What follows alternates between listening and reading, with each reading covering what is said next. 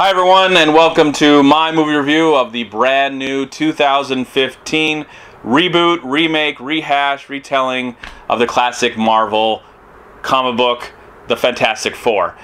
And I will tell you, I really tried to go in with an open mind when I finally got a chance to see this movie. But it's hard to shy away from all the negative buzz that this film has gotten from the press, from critics, from friends of mine, and I tried to stay away from all of that and go into this movie hoping that I would have a different point of view, a different take on what I'm watching, because this is the first time I've ever seen a film that is based on this source material. I never saw the Roger Corman movie, I never saw the 2005 and 2007 films, so really just tried to wash everything away that I had kind of heard. I didn't really hear about the details that much, but it's hard, you know, everywhere you turn, somebody's saying something negative about this film. So, not going to really go in detail about what the movie's about, what the plot, who's in it, and stuff like that. I just want to really dive into how I feel about the movie. Since there is no love affair with this material, I don't feel a big, huge disappointment after watching this movie. I can understand the people that love Fantastic Four, love Marvel movies, and they're making rants and tirades about their experiences. That's awesome. I welcome that, and I hope you had a fun time making those videos. But for me, after watching this film, a film that I did not hate or like, kind of feel like right in the middle. Okay, meh, whatever, unimportant. Really no feeling that I have. I mean, maybe if I was tied more into this film or what this film is actually based on, I'd probably have a stronger opinion about this movie. So I'm going to try and just judge the movie as a movie and not something based on a famous Marvel comic book. So the film really looks interesting, and the cast is some of the best young Hollywood actors and actresses working today. I love all these people. Love them in everything, for the most part, of what they've done. For the most part. I love the director, even though this is only his second film. I did like his last film.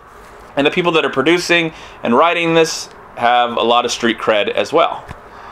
But the vibe that this movie actually has just really absorbs all the energy out of the movie itself and out of the room that you're watching it in.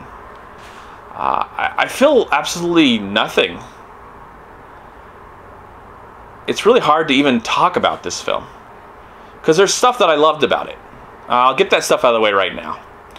First off, I really loved the musical score, written by two composers. One of them happens to be Philip Glass, who writes some really amazing music. I love his music, and you never really get to see his name attached to movies very often, and it's sad that it's attached to Fantastic Four, because the score is, on its own, it's a really great score. And if I found it for $10, years from now, 5-10 years from now, I would own it. It was really a very interesting score. I enjoyed it. It was the only emotional connection I had to this film, because sadly, I don't know what the actors are doing in this movie. They seem like they have their script right in front of them, and it's off camera, and they're reading it, and they stand up and they say their words, and then they look back at the camera, back at the script, and then they say their words. That's just how they deliver the dialogue. It feels like there's no real emotion, there's no fun. And I think what I've heard about the last two movies that were done by Fox, which were really silly. I heard that they were really silly and goofy. And I think what this movie was trying to say, we don't want to be silly at all. We're not going to be goofy at all. We're going to try and be as serious as possible and take the material as serious as possible. I think that's one of the big downfalls of this film, is that it takes itself way too seriously. Again, I like the way the movie looks. I like a lot of the special effects, not entirely the special effects, because there are some moments that rock monster thing, looked a little off, and then there's other times it looked good. I liked some of the practical effects that were in the film, specifically the sets, the location where they transport through this universe, to another dimension. But the movie feels like it never really gets going. And the movie's an hour and 40 minutes, and I felt like if they would have took the hour and 40-minute film that we saw, and condensed that down to the first 30 minutes of the movie, I think we would have gotten something more special. You know, in the next hour and 10 minutes of the film, we get a lot of action, we get some emotion, maybe somebody might be on the verge of death, who knows? But you know, I was giving this movie the benefit of the doubt for a while, you know, trying again to forget all the stuff that I've heard negative about this film,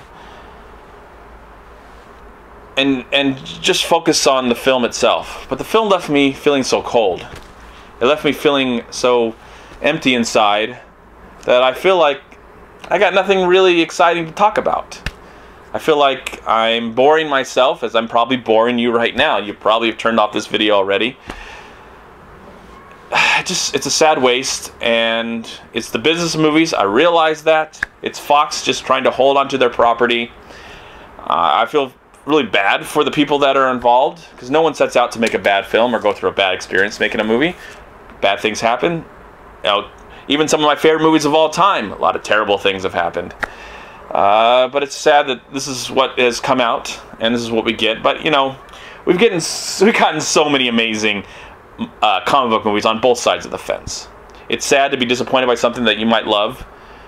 But you know, for me, it's like, okay, well, we've gotten, let's say, 10 great superhero movies.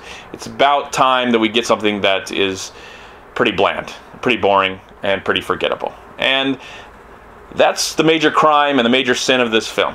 I didn't hate it, but it felt okay, meh, and unimportant. And I think that's the biggest crime a movie can make you feel. It suck all the life out of you. And that's what Fantastic Four, the new reboot, did for me. I really want to try and focus on some of the things I did like, and it's really hard because you're balanced out with a lot of stuff that just didn't work. It's going to be interesting to see what happens next, and I'd almost be interested to see more the backstory of this film and what happened between the directors and the actors and the studio and everything that brought this film to life. To me, that would be more interesting than ever seeing this film ever again. Though I'd be welcome enough, maybe 10, 20 years from now, when Marvel finally has a hold of Fantastic Four, Marvel Studio. I'd like to see that film, because hopefully they can get it right. Whatever. I can move on. Comment box below.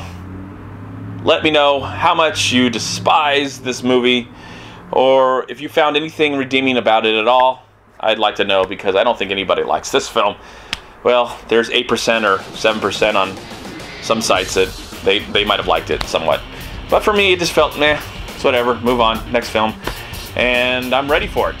So bring it next weekend. I'm going to give Fantastic Four, the new 2015 reboot, I'm going to give the film 2 stars out of 4. Thank you so much for watching. Please like, comment, and share this video. And also, please check out these amazing movie websites. And if you enjoyed this review, please click here to subscribe to my channel, and also please check out all my recent reviews right here on YouTube. Have a great day, live film, find peace, happiness, and harmony in anything and everything you do, and I'll talk to you at my next movie review.